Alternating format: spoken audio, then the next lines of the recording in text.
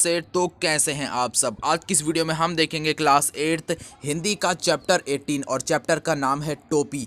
वो वाली टोपी नहीं जो आप औरों को पहनाते हो, नहीं, यहाँ पर टोपी है जो आप सिर पे पहनते हैं, वो वाली टोपी। तो इस वीडियो में हम इस चैप्टर के क्वेश्चन आंसर्स को सॉल्व करेंगे। तो चलो आप अपनी कॉपी और पेन उठाओ और चलो मेरे साथ क्वेश्चन आंसर्स को करने के लिए। तो अब हम देखते हैं इस चैप्टर के अंदर सबसे पहला क्वेश्चन हमारे पास आता है। क्वेश्चन 1, गौरैया और गवरा के बीच किस बात पर बहस हुई और गौरैया को अपनी इच्छा पूरी करने का अवसर कैसे मिला। तो आप यहाँ पर देखें, यहाँ पर पूछा गया है आपको कि गौरैया और गौरे को क्या हुआ, किस बीच यानी कि उनके बीच किस बात पर बहस हुई थी और गौरैया को अपनी इच्छा पूरी करने का अवसर कैसे मिला। तो यहाँ पर हम इसका आंसर देखते हैं। गौरैया और गवरा के बीच आदमी के वस्त्र पहनने को लेकर बहस हुई थी। गौरैया वस्त्र पहनने के पक्ष में थी तथा गौरैया क्या था, जो गवरा था यानी कि जो मेल था वो क्या था, उसके विपक्ष में था।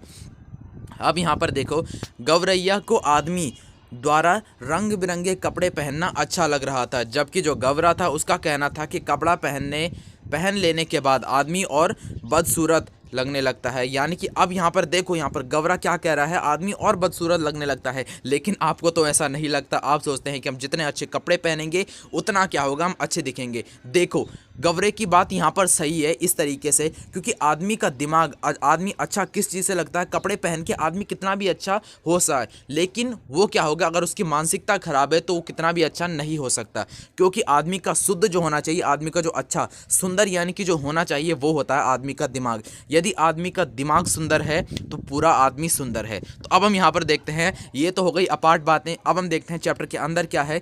बदसूरत दिखने लगता है, कपड़े पहन लेने के बाद आदमी की कुदरती खूबसूरती ढक जाती है। उसी बहस के दौरान गौरैया ने अपनी टोपी पहनने की इच्छा को क्या किया, व्यक्त किया, और उसकी इच्छा तब पूरी हुई जब एक दिन घुरे पर चुगते चुगते उसे क्या हुआ, रुई का एक फाहा मिल गया। तो अब हम देखते हैं यहाँ पर सेकंड क्वेश्चन हमारे पास क्या आता है। टोपी बनवाने के लिए गौरैया किस किस के पास गई, टोपी बनाने तक के एक एक कार्य को लिखें। तो अब आप यहाँ पर देखते पड़ा होगा तो आपको आंसर दिमाग में आ रहा होगा। तो यहाँ पर हम देखते हैं, टोपी बनवाने के लिए गौरैया धुनिया, कोरी, बुनकर और दर्जी के पास गई। धुनिया के पास रुई धुनवा कर वह क्या करी, उसे लेकर कोरी के पास जा पहुंची और उसे कोरी से कतवा लिया। कते सूत को लेकर वह कहाँ गई, बुनकर के पास गई और उसे बुनकर से कपड़ा बुनवाया। कपड़े को लेकर वह दर्जी के पास गई और उसने उस कपड़े से गौरैया की टोपी सिल दी। अब आप यहाँ पर देखें, इस तरीके से गौरैया ने क्या किया, अपनी टोपी बनवाई। उसके बाद हम थर्ड क्वेश्चन देखते हैं। गौरैया की टोपी पर दर्जी ने 5 फुंदने क्यों जड़ दिए। अब आप यहाँ पर देखें, गौरैया की टोपी पर दर्जी ने 5 फुंदने लगाए क्योंकि दर्जी को वाजिब मजदूरी मिली थी जिससे वह खुश था।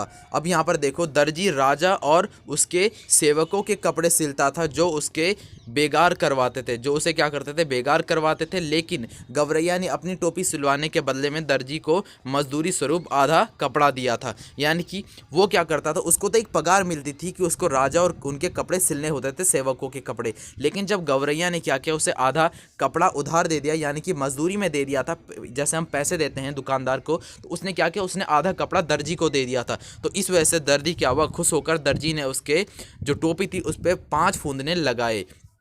अब हम यहाँ पर चौथा क्वेश्चन देखते हैं। गौरैया के स्वभाव से यह प्रमाणित होता है कि कार्य की सफलता के लिए उत्साह आवश्यक है। यहाँ पर देखते हैं, सफलता के लिए उत्साह की आवश्यकता क्यों पड़ती है, तर्क सहित लिखिए। तो आप यहाँ पर देखें, सफलता के लिए उत्साह आवश्यक है। कहाँ भी गया यानी कि कहाँ भी गया है, मन के हारे हार है, मन के जीते जीत। तो यहाँ पर आप देखें, उत्साह से ही हमारे मन में किसी भी प्रकार के प्रति जागरूकता उत्पन्न होती है। यदि हम किसी भी कार्य को बेमन से करेंगे तो निश्चित ही क्या होगा, हमें उस कार्य को पूर्णतः सफलता नहीं मिलेगी। यानी कि अगर किसी काम को करने में हमें इंटरेस्ट नहीं है तो वो मुश्किल से ही काम वो पूरा होगा। उसके बाद हम देखते हैं क्वेश्चन 5 है। यहाँ पर टोपी पहनकर गौरैया राजा को देखने क्यों पहुंची, जबकि उसकी बहस गवरा से हुई और वह गवरा के मुंह से अपनी बड़ाई सुन चुकी थी, लेकिन राजा से उसकी कोई बहस हुई ही नहीं थी, फिर भी वह राजा को चुनौती देने को पहुंची। कारण का अनुमान लगाए। तो आप यहाँ पर देखें, टोपी पहनकर गौरैया राजा को दिखाने पहुंची जबकि उसकी बहस गवरा से हुई और वह गवरा के मुंह से अपनी बड़ाई सुन चुकी थी। लेकिन राजा से उसकी कोई बहस हुई ही नहीं थी। फिर भी वह राजा को चुनौती देने को पहुंची, क्योंकि गवरा ने बहस के दौरान कहा था कि टोपी मात्र राजा ही पहनता है। यह बात तो उसे अच्छी नहीं लगी थी।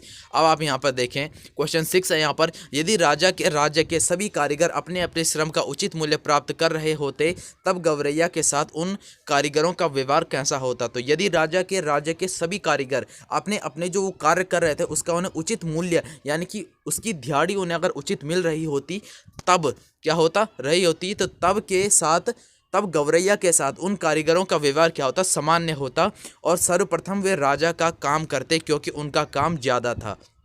लेकिन उन्होंने ऐसा नहीं किया, क्योंकि राजा से उनको उचित क्या मिलता था, अपना मूल्य नहीं मिलता था, इसलिए उन्होंने गवरैया का काम किया था। उसके बाद हम देखते हैं यहाँ पर क्वेश्चन 7 है, चारों कारीगर राजा के लिए काम कर रहे थे। एक रजाई बना रहा था, दूसरा अचकन के लिए सूत काट रहा था, तीसरा बागा था वो बुन रहा था, यानी कि आप यहाँ पर लिखें तागा, और चौथा राजा की 7वीं रानी की 10वीं संतान के लिए झब्बे सिल रहा था। और उन चारों ने राजा का काम रोककर गवरैया का काम क्यों किया। तो आप यहाँ पर इसका आंसर देखते हैं, हम चारों ने राजा का काम रोककर गवरैया का काम किया, क्योंकि उन लोगों को काम की वाजिब मजदूरी मिली थी, अब जिससे वे सब खुश थे। अब आप यहाँ पर देखें, भाषा की बात देखें, क्वेश्चन 1 है यहाँ पर, गांव की बोली में कई शब्दों का उच्चारण अलग होता है। जो गांव की बोलियां होती हैं उनमें कई शब्द ऐसे होते हैं जो हम क्या बोलते हैं, उनका उच्चारण अलग बोलते हैं। उनकी वर्तनी भी बदल जाती है, जैसे गवरैया, गौरैया का। देखो आप यहाँ पर देख सकते हैं, इसको क्या कहते हैं, गौरैया कहते हैं, लेकिन यहाँ पर क्या लिखा है, गवरैया का ग्रामीण उच्चारण है गवरैया का, गौरैया क्या है, ग्रामीण उच्चारण है। उच्चारण के अनुसार इस शब्द की वर्तनी लिखी गई है। फूंदना, फुल गेंदा का बदला हुआ रूप है। कहानी में अनेक शब्द जो ग्रामीण उच्चारण में लिखे गए हैं, जैसे मुलक मुलक, यहाँ पर क्या है, क्षमा क्षमा, मजूरी मजदूरी, मल्लार मलार इत्यादि। आप क्षेत्रीय या गांव की बोली में उपयोग होने वाले कुछ ऐसे शब्दों को खोजकर और उनका मूल रूप लिखिए, जैसे टेम टाइम, यानी कि आप क्या कहते हैं, टेम, या फिर टाइम को कितने लोग क्या बोलते हैं, टेम बोलते हैं। टेंशन को क्या कहते हैं, टिशन स्टेशन। यहाँ पर आप देखते हैं भाषा और मूल भाषा, यहाँ पर क्या है, घैला, और इसको क्या बोलते हैं, घड़ा बोलते हैं। लड़की, इसको क्या बोलते हैं, लड़की बोलते हैं। भीख यानी कि रियल में इसे क्या बोलते हैं, भिक्षा बोलते हैं। और तरकारी, तरकारी यानी कि सब्जी, और भात यानी कि चावल।